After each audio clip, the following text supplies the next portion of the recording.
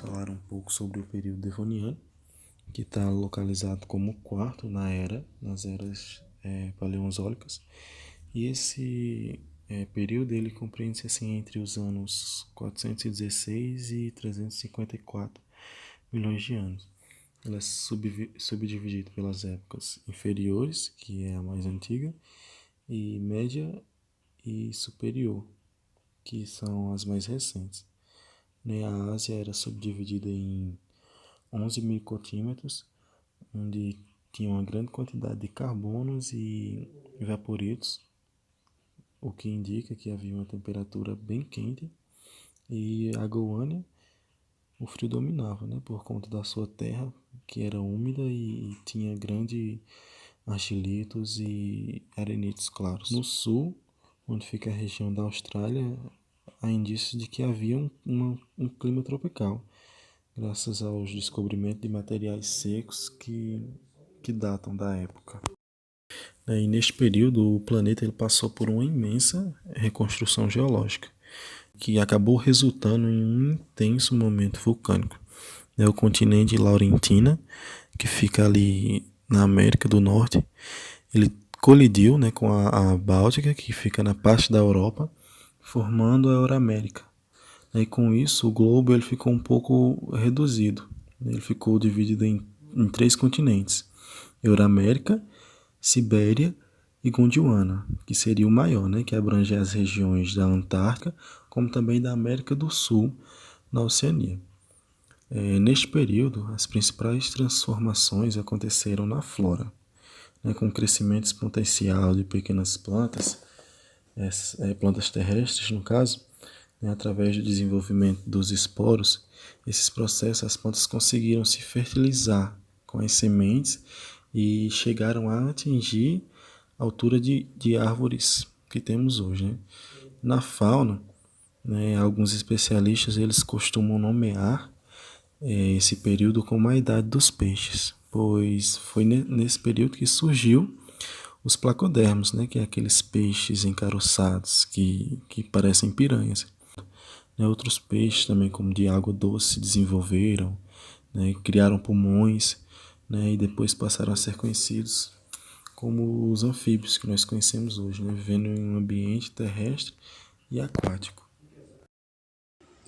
Falando agora do período Carbonífero, esse período é um período da Era Paleozoica compreendido entre 359 milhões e 299 milhões de anos atrás, aproximadamente. Na América do Norte, o período é dividido em 2, o Mississippiano, que ocorreu há cerca de 360 milhões e 318 milhões de anos, e o Pensilvaniano, que ocorreu de 318 milhões a 299 milhões de anos. O Carbonífero tem esse nome devido às grandes quantidades de carvão mineral encontradas em formações rochosas da época da Inglaterra, onde foram datadas pela primeira vez. Essas grandes formações de carvão têm origem, segundo creem os especialistas, nas grandes florestas e pântanos que cobriam a maior parte das terras emersas do período. Uma queda global no nível do mar no desenvolvimento no final do Devoniano foi revertida no início do Carbonífero. Houve também uma queda nas temperaturas do Polo Sul. O sul do Gondwana foi glaciado durante todo o período, embora seja incerto se os mantos de gelo foram remanescentes do Devoniano ou não. No meio do Carbonífero, uma queda do mar precipitou uma grande extinção marinha, que atingiu crinoides e amonites de maneira especialmente forte. Nesse período também houve um grande marco denominado de Era do Gelo, popularmente conhecido. Esse evento foi quando o supercontinente do hemisfério sul, Gondwana, passou por uma forte glaciação, mas ela não foi totalmente global, porque as regiões equatoriais se mantiveram em clima quente e úmido o suficiente para se desenvolverem os pântanos e as florestas. A fauna carbonífera era constituída de moluscos de água doce, assim como também anfíbios e alguns peixes com mandíbulas. Nesse período surgiram também as primeiras aparições de répteis e animais voadores, como insetos, que eram gigantes, aliás, pareciam com as libélulas. E alguns cientistas que estudavam esse período avaliavam que os animais que datam dessa época, eles eram gigantes por causa que a porcentagem de oxigênio na atmosfera era maior. Já na questão da flora, né, as plantas do carbonífero, elas representavam extensas florestas tropicais, como plantas arborescentes, que chegavam até 45 metros de altura, principalmente nas terras da Euroamérica, o megacontinente do hemisfério norte. Falando agora do período Permiano, esse período compreende o último período da Era Paleozoica e sucede o período Carbonífero. Esse período ocorreu entre 299 e 251,9 milhões de anos atrás e é subdividido em Cisuraliano, período mais antigo, Guadalupiano, intermediário e Lopingiano, denominado mais recente. Como era a geologia da Terra nesse período? Nesse período, os continentes convergiam, reunindo praticamente todas as terras emersas do globo. Em meados de Permiano, estavam formando um supercontinente denominado de Pangeia, e se estendia de norte ao sul. Os restos da superfície do planeta estavam recobertos pelo oceano, superoceano no caso, denominado Pantalassa.